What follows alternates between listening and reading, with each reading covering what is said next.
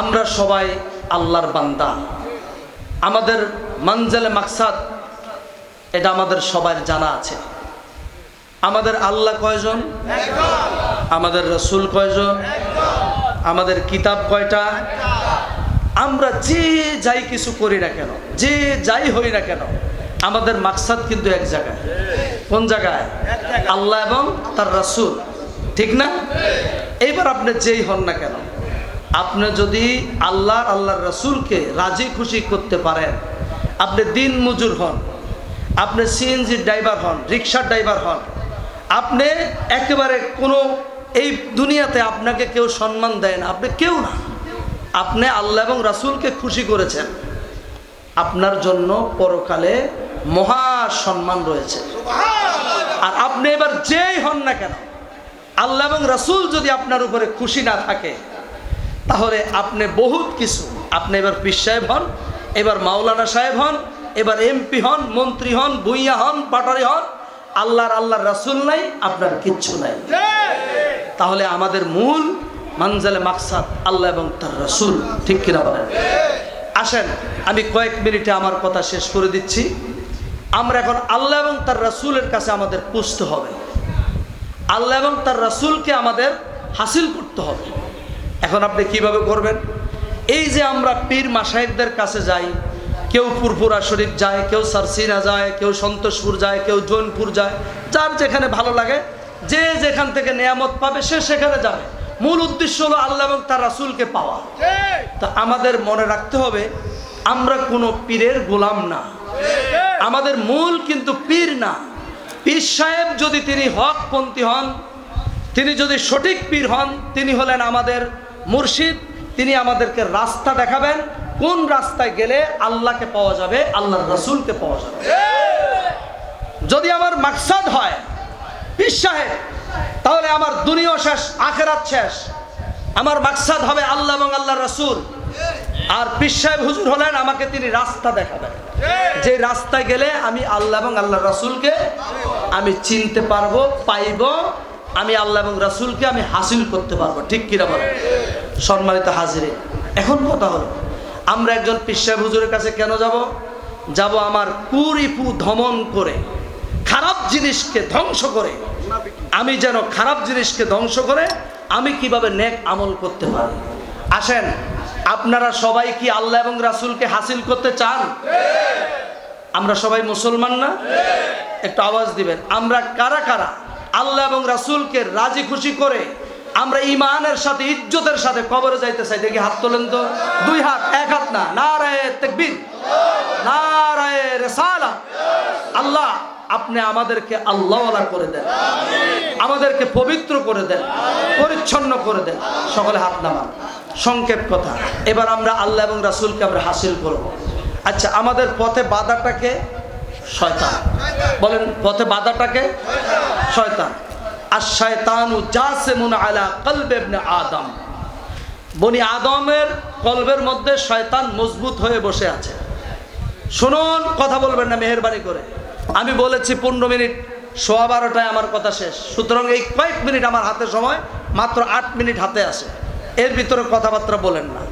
সম্মানিত হাজিরিন, আমাদের সন্তোষপুরের মরহুম পীর সাহেব হুজুর, আমার মুর্শিদ কেবলা, তিনি সব সময় বলতেন যে মেট্রিক পাস তার পিছনে শয়তান হলো ইন্টার পাস, যে ইন্টার পাস তার পিছনে শয়তান হলো ডিগ্রি পাস, যে ডিগ্রি পাস তার পিছনে শয়তান হলো মাস্টার্স, যে মাস্টার্স পাস তার পিছনে শয়তান হলো পিএইচডি ডিগ্রি করা।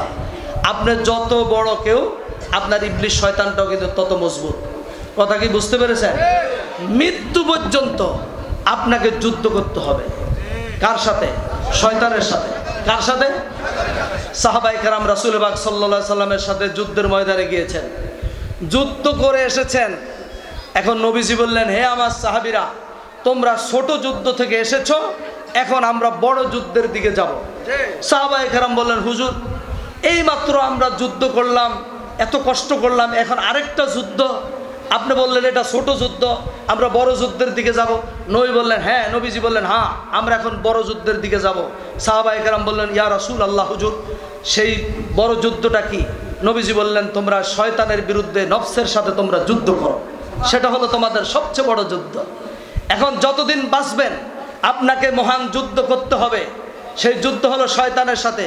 শুনুন, সবাই গুরুত্ব দেন, একটা কথা মনে রাখবেন, আপনি সাধক হতে চান, মহা সাধক, আপনি বলেছেন, সবাই হাত তুলে বলেছেন আমরা আল্লাহ রাসূলকে পেতে চাই, রাখেন আপনার তরিকতের সবক একটু পরে নেন, সবকের আগে আপনার কিছু কাম আসে।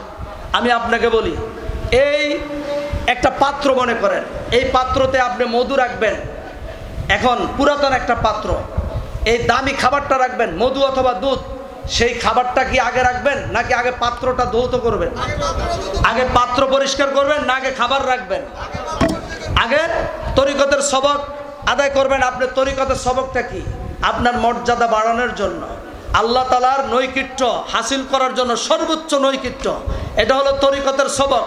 রাখেন, আগে পাত্রটা তো পরিষ্কার করতে হবে।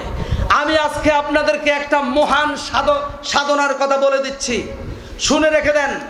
সবচেয়ে বড় সাধনা হলো গুনাহ থেকে বেঁচে থাকা। আমার এই কথাটা সবাই একটু বলেন তো, কি বলছি বলেন তো? সবচেয়ে বড় ইবাদত সাধনা হলো গুনাহ থেকে বেঁচে থাকা। সর্বপ্রথম আপনার কাজ হবে গুনাহ থেকে বেঁচে থাকা, তারপর আপনি শুরু করবেন। তবে গুনাহ থেকে বেঁচে থাকার জন্য আপনাকে কি করতে হবে? ওই যে সন্তোষপুরের মরুম পীর কেবলা তিনি বলেছেন, আমার মুর্শিদ কেবলা, যদি তুমি মেট্রিক পাস হও, তোমার ইবলিস শয়তান ইন্টার পাস, আপনাকে এখন কি করতে হবে? আপনি গুনাহ করবেন, কারণ আপনি মানুষ, আপনি করে ফেলেছেন, আপনি কোনো ফেরেশতা না। আল্লাহ তাআলার তওবার দরজা খোলা না বন্ধ? খোলা। আপনি গুনাহ করবেন আর আল্লাহ তাআলার কাছে তওবা করবেন। রাসূল পাক সাল্লাল্লাহু আলাইহি সাল্লাম বলেছেন, একজন মা তার সন্তানকে যখন হারিয়ে ফেলে, অনেক দিন পর ওই সন্তানকে মা যখন খুঁজে পায়, মা যেরকম খুশি হয়, আল্লাহর কোনো বান্দা গুনাহ করার পর তওবা করলে আল্লাহ তাআলা তার চেয়েও আরো বেশি খুশি হয়ে যান।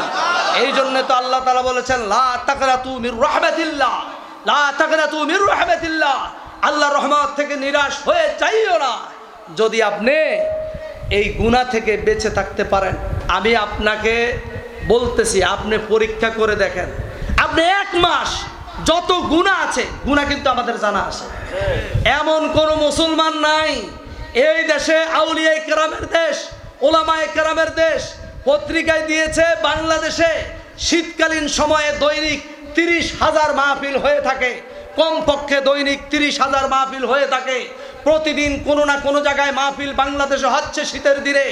এই মাহফিলগুলায় আউলিয়ায়ে কেরাম, হক্কানি পীর মাশায়েখ, ওলি আল্লাহরা, ওলামায়ে কেরাম আমাদেরকে জান্নাতের রাস্তা দেখিয়ে দিয়েছেন, জাহান্নামের রাস্তা আমাদেরকে চিনিয়ে দিয়েছেন, কোনটা গুনাহ আর কোনটা নেক, কোনটা পাপ কোনটা ঠিক, আপনার কোনটা জান্নাত আর কোনটা জাহান্নাম, সব কিছু আমাদের চিনিয়ে দিয়েছেন।